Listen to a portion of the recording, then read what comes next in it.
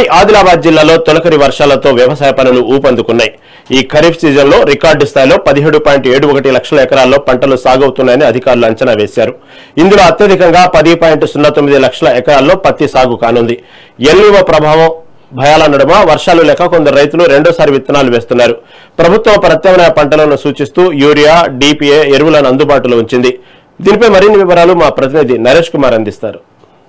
ఇటు అన్నదాతల ఆశలు చిగురింపజేశాయని చెప్పుకోవచ్చు. మరి ఈ క్రమంలోనే ఉమ్మడి ఆదిలాబాద్ జిల్లా వ్యాప్తంగా కూడా గత 4 రోజుల నుంచి కురిసినటువంటి వర్షాలకు, తొలకరి వర్షాలకు ఇటు ఖరీఫ్ సీజన్లు ప్రారంభించేందుకు, పంట సాగు చేసేందుకు అన్నదాత సన్నద్ధమవుతున్నాడు. మరి ఈ క్రమంలోనే ఇటు ఉమ్మడి ఆదిలాబాద్ జిల్లా వ్యాప్తంగా కూడా ఇటు అన్నదాతలు పత్తి, సోయా విత్తనాలు నాటేందుకు పనుల్లో నిమగ్నమయ్యారు. మరి ఈ క్రమంలోనే ఉమ్మడి ఆదిలాబాద్ జిల్లా వ్యాప్తంగా చూసుకుంటే ఇటు సుమారు 17.71 లక్షల ఎకరాల్లో కూడా పంటలు సాగు చేసేందుకు ఇటు రైతులు సిద్ధమయ్యారని చెప్పేసి వ్యవసాయ శాఖ అధికారులు కూడా అంచనా వేశారు. ఇటు ఆదిలాబాద్ జిల్లా వ్యాప్తంగా చూసుకుంటే ఎక్కువగా వరి, సోయా, పత్తి, ఇటు పప్పు ధాన్యాలైనటువంటి కంది, పెసర పంటలు సాగు చేసేందుకు రైతులు ఇటు సిద్ధమయ్యారని చెప్పేసి వ్యవసాయ శాఖ అధికారులు అంచనా వేస్తున్నారు.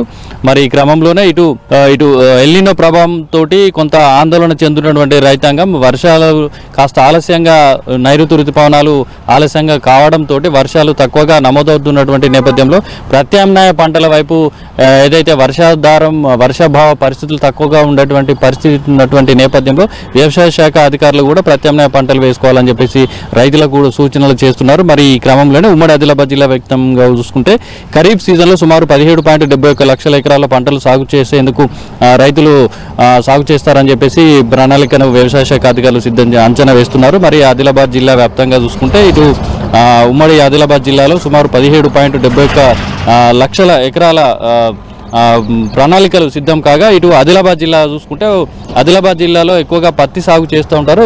జిల్లా పత్తి సాగుగా అత్యంత ప్రధాన కేంద్రంగా మొత్తం సుమారు జిల్లా వ్యాప్తంగా 5.80 లక్షల ఎకరాల్లో కూడా పంటలు సాగు చేస్తూ ఉంటారు. మరి పత్తి అత్యధికంగా 4.10 లక్షల ఎకరాల్లో కూడా సాగు చేస్తూ ఆ రాష్ట్రంలోని అగ్రగామిగా సాగు చేసేటువంటి ప్రాంతంగా ప్రసిద్ధిగాంచింది. దాంతోపాటు జిల్లాలో సుమారు 90,000 ఎకరాల్లో కూడా సోయాబీన్ పంటతో పాటు ఇటు పప్పు ధాన్యాలైనటువంటి కందులు, పెసరలు సుమారు 45,000 ఎకరాల్లో, దాంతోపాటు వరి కేవలం 15,000 ఎకరాల్లో కూడా సాగు చేసేందుకు అయితే, ఎందుకంటే ఇక్కడ నీటి వసతి తక్కువగా ఉండడంతో వరి తక్కువగా సాగు చేస్తూ ఉంటారు. దాంతోపాటు ఇటు పత్తి పంట పైన కూడా ఎక్కువగా దృష్టి సారిస్తున్నారని చెప్పుకోవచ్చు. దీంతో పాటు ఇటు నిర్మల్ జిల్లా వ్యాప్తంగా చూసుకుంటే సుమారు 4 లక్షలకు పైగా ఎకరాల్లో కూడా పంటను సాగు చేస్తారు. ఇక్కడ వరి అత్యధికంగా ఇక్కడ 1.90 లక్షల ఎకరాల్లో కూడా వరిని సాగు చేస్తూ ఉంటారు. వరి ఉమ్మడి జిల్లాలోనే అత్యధికంగా సాగు చేసేటువంటి ప్రాంతంగా వరికి ప్రసిద్ధి. ఇక్కడ పత్తి పంట సుమారు 1,35,000 ఎకరాల్లో కూడా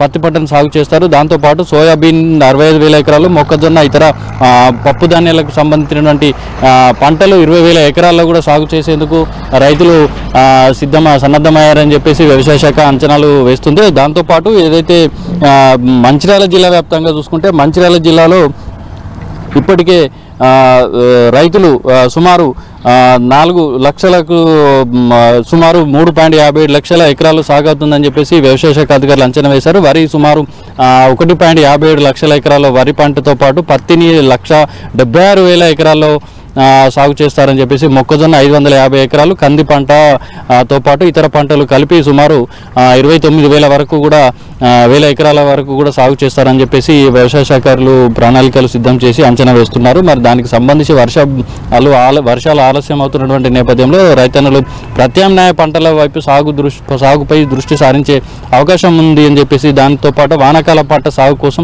అవసరమైనటువంటి విత్తనాలతో పాటు ఎరువులను కూడా వ్యవసాయ శాఖ అందుబాటులోకి తీసుకొచ్చిందని చెప్పేసి ఇప్పుడు జిల్లా వ్యాప్తంగా సుమారు 28,600 మెట్రిక్ టన్నుల యూరియాతో పాటు డిఏపి 13,350 మెట్రిక్ టన్నుల డిఏపి, ఇటు కాంప్లెక్స్ ఎరువులు 35,000 పైగా మెట్రిక్ టన్నులకు పైగా అవసరమవుతుందని చెప్పేసి వ్యవసాయ శాఖలు అంచనా వేస్తూ దానికి సంబంధించినటువంటి పూర్తి స్థాయిలో కూడా అందుబాటులో ఉంచారని చెప్పేసి, దాంతోపాటు ఏదైతే 50% సబ్సిడీకి పై పచ్చి రొట్టె విత్తనాలు కూడా జీలుగా జనుము విత్తనాలు కూడా అందుబాటులో ఉన్నాయని చెప్పేసి అధికారులు ఇక్కడ రైతులకు ఇప్పటికే పంపిణీ కార్యక్రమాలు చేపట్టారు. అయితే ఈసారి ఎల్నినో ప్రభావంతో తక్కువ వర్షపాతం నమోదవుతున్నటువంటి నేపథ్యంలో సబ్సిడీపై విత్తనాలు పంపిణీ చేసేందుకు కూడా ఇప్పటికే రాష్ట్ర ప్రభుత్వం విత్తన మేళాల తోటి ఇటు రైతులకు కూడా సబ్సిడీ విత్తనాలు కూడా పంపిణీ చేస్తున్నారు. అయితే వర్షపాతం తక్కువగా నమోదవుతుండడం, ఇటు ఎల్నినో ప్రభావంతో తక్కువగా నమోదవుతున్నటువంటి క్రమంలోనే గత ఏడాది కంటే ఈసారి గత ఏడాది 102.9 మిల్లీమీటర్ల వర్షపాతం నమోదు కావాల్సి ఉండగా ప్రస్తుతం 41.5 మిల్లీమీటర్ల వర్షపాతం మాత్రమే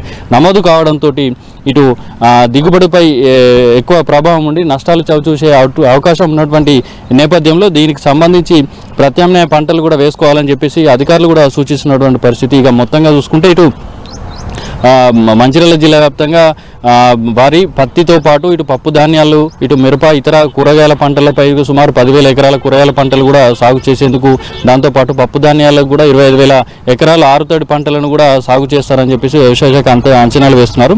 ఇటు కొమరంభీం జిల్లా ఏజెన్సీ ప్రాంతమైనటువంటి కొండలు, అటవీ ప్రాంతం ఎక్కువగా ఉన్నటువంటి ఏజెన్సీ ప్రాంతాలు వర్షాలపైన ఎక్కువగా వర్షాధార పంటలపైన ఎక్కువగా ఆధారపడుతుంటూ ఉంటారు. మరి ఈ క్రమంలోనే సుమారు 4 లక్షలకు పైగా ఎకరాల్లో కూడా పంటలు సాగు చేస్తారని చెప్పి దీనిలో ప్రధానంగా పత్తి పంటతో పాటు ఇటు వరి పైన కూడా ఎక్కువగా సాగు చేస్తారు. అయితే ప్రధానంగా పత్తి ఎక్కువగా పండిస్తూ ఉన్నటువంటి క్రమంలోనే 3 లక్షల పైగా ఎకరాల్లో కూడా పత్తి పంట సాగు చేస్తారని చెప్పేసి, దాంతోపాటు వరి పంట 60,000 ఎకరాలు, ఇటు కందులు, ఇతర పప్పు ధాన్యాలకు సంబంధించినటువంటి 35,000 ఎకరాల్లో కూడా చిరుధాన్యాలు ఇతరత్రకు సంబంధించి 16,000 ఎకరాల్లో కూడా సాగు చేస్తారని చెప్పేసి ఇక్కడ వ్యవసాయ శాఖ అధికారులు అంచనా వేస్తున్నటువంటి పరిస్థితి. మొత్తంగా చూసుకుంటే ఏదైతే ఈ వర్షాధారాల పంటలపై వేసుకున్నటువంటి క్రమంలో ఎల్నినో ప్రభావంతో తక్కువ మొత్తంలో కూడా వర్షపాతం నమోదవుతున్నటువంటి క్రమంలోనే ఇటు ప్రత్యామ్నాయ పంటలు, ఇటు వర్షాలు నీటి సాంద్రత తక్కువగా ఉన్నటువంటి పంటలపైన ప్రధాన దృష్టి సారించాలని చెప్పేసి ఇప్పటికే వ్యవసాయ శాఖ అధికారులు కూడా